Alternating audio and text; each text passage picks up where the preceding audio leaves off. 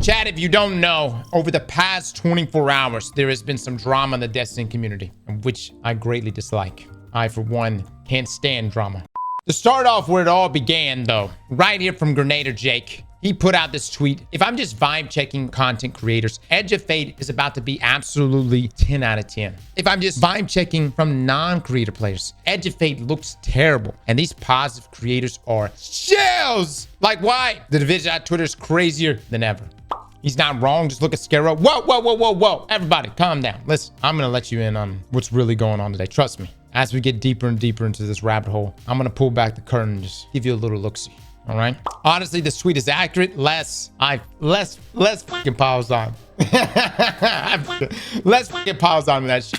You know what I mean? Hold on. Disregard the fact that Les also streams Destiny. I love that Les fucking, he just jumps right on the pile. He's like, yeah, fuck them guys. Fuck them streamers. Who's on Bungie's payroll? Whoa. Is that the conclusion we're jumping to right now? Listen. Are you saying every content creator is saying Edge of Fate is going to be 10 out of 10?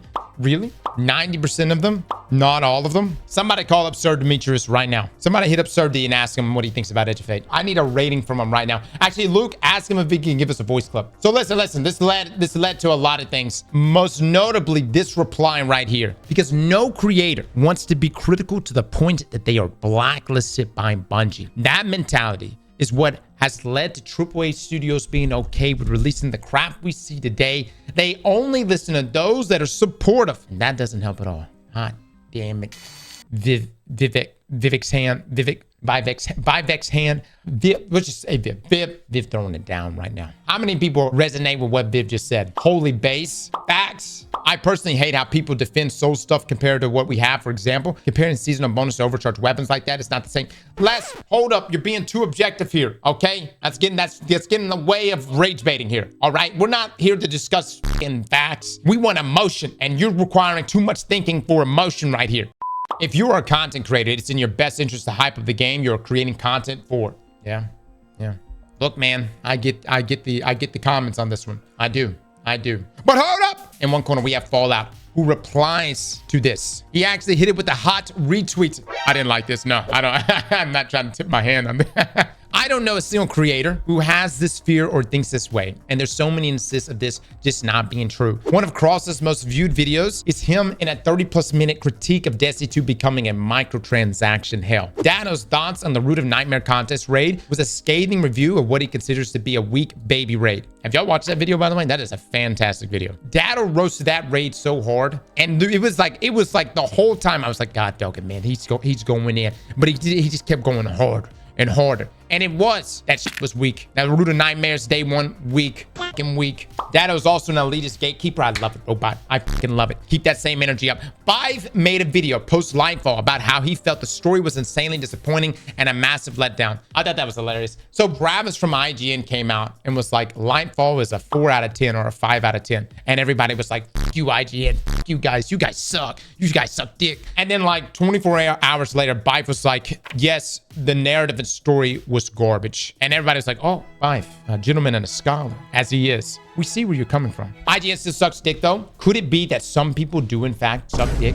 But wait, perhaps some people there don't, in fact, suck thy dick. You know what I'm saying? I'm just saying there are individuals that might actually have. I like Travis. Okay, so I'm a little biased here, but I actually think Travis is good. I actually feel like Travis does review things accurately. I and Dato, if I remember right, made a video and ranted on Twitch about the incredibly dumb starter pack sales fiasco. So many creators are critical very routinely. No one that I know anyway fears getting their name written down in some fictitious black book respectfully. Now, let me just say this. Some companies do, in fact, have a book of creators they don't want to work with. You may think Bungie has that book, and yes, there are people that Bungie don't deal with, but as far as like negativity goes, guys, I've said some pretty heinous things. I called Bungie's sandbox team a bunch of crackheads. I made an entire video about Luke Smith not even understanding the sandbox. We've made monetization videos. Look, we've talked a lot of shit.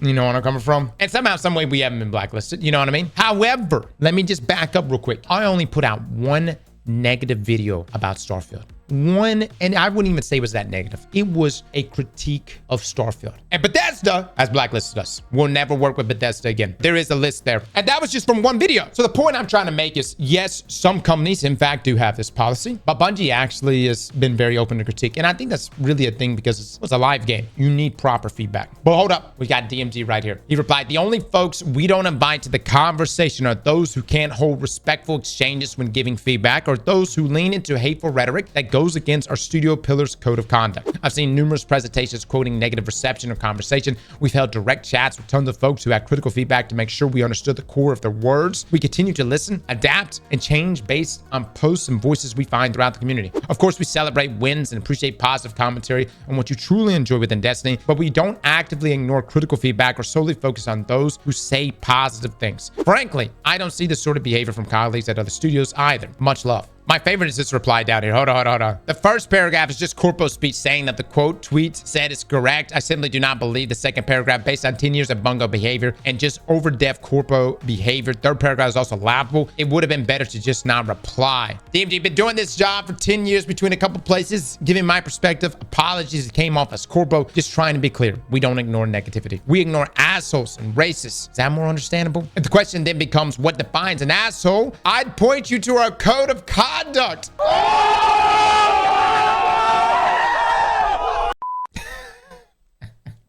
That's good. That's good. Look, man, I would argue and say Bungie themselves don't even care for overglazers either. There's a lot of times, like if you're ever part of a summit, and again, like I've said in the past, people that have been pulled from the game, people with just a lot of hours, they want immediate crystal feedback on something. You pick up an exotic, you shoot it. If you feel like if it feels terrible, they want to be told, hey man, that feels terrible. If, if they're looking to gauge a new activity, you gauge it appropriately. And the other side of things is too, like we've talked about in the past, there's only so much you can change. Think about it. Some of us don't even go in there and see the new content until it's like a couple months out. There's only so much you can change in that time frame. It's small tweaks. So a lot of this is Bungie's vision for what they want to take the direction of the game, with small tweaks coming from, different people that get their hands on it. Paul Tesseretta can confirm I've written thousands, possibly the actual number of critical Destiny articles, and DMG still talks to me. The further DMG's point, this isn't something that solely applies to creators either. We're the most high-profile voices of feedback, but regular community members absolutely give their feedback in the same fashion. Just because you don't see it doesn't mean it doesn't happen. Do this so sure. Bife is making a great point. Guys, it's not just streamers and creators. It's literally people that have a lot of hours in the game, man. All content creators coming together like Avengers. Oh my lord. Yeah, dick riding 101. Let me tell you something. No one rides Bungie's dick harder than someone's first damn time, especially someone who's not been in the streamer or content creator space. Their fucking first time at Bungie Studios. Everybody, I said this in the past, everybody acts hard until they walk through those doors. And then they go, oh my God, it's Master Chief. Cross, can you take my picture? And then it's done. I know from that point on, I'm like, damn. Well, let's go. Let's do this. And look, if you want to take a picture of Master Chief, that's completely fine. You could take a picture of Master Chief. All right. But also at the same time, most of the people, if not all the people I've ever been in a room with during summits, has given appropriate feedback. And whether or not it's heard and received and acted upon, dude, that's in Bungie's field. That's up to Bungie to act. But the other side of things is you're having to make calls on stuff that you see only 10% of. If you're only seeing 10% of the Kepler destination, how can you really make a call on that? You're not really supposed to sit there and make a call on that. You're supposed to make a call on just some of the the mechanics, the puzzles, the matter ball, things like that, the exotics. But as far as it in its totality, that entire destination, you can't make a call on just the small amount of time and area you get to explore. Lamau, of course, Bife is going to defend. He gets paid to explain Destiny 2 lore. Hey, man, here's the thing. Everyone here, Luke, can you join our Discord right now? Luke, how many times have I heard that we get paid? You know what I mean? How many times? That's a lot. How many times? And look, and now more than I can count. Now it's like we get paid, Bife gets paid, everybody's on the payroll. Let me just say, guys, and look, we've been critical about Edge of Fate here this entire time. All right. And to be honest with you, looking at Edge of Fate, I don't know, fellas. I don't really know how I'm feeling about Edge of Fate. Its content rollout, what Bungie's trying to do with their new systems. I'm going to be honest, fellas. I'm on the fence right now. Cross the check cleared this morning. B check? Yeah, the Bungie. Pete. Guys, I think Edge of Fate, though, is really going to be one of the best expansions we've ever gotten. And right now, what I really think Bungie's doing is they're underselling it. You know what I mean? They're going to try to sneak this thing in. They're trying to really roll out, trying to just come in here and just be like, it's just another expansion. But dude, we know this fucking thing's going to pop. Already, this thing's gonna be 10 out of 10. And then you can feel it in your bones. From the moment I saw Kepler, I was like, this hot. The fallen enemies, the abilities, you could turn into a goddamn ball. Have you seen that shit? A goddamn ball you could turn into and go anywhere. You could do whatever you want, but maintain ball form. It don't get much better than that shit. Here's the thing. We need to go and start making changes right now across the board. I've had these prepped, just waiting. Oh my waiting for the money to God. clear. Okay, so that video we put out a few weeks ago, The Edge of Fate. This is great. No destination. Fantastic. Okay, let's get that swapped out. Terrific idea.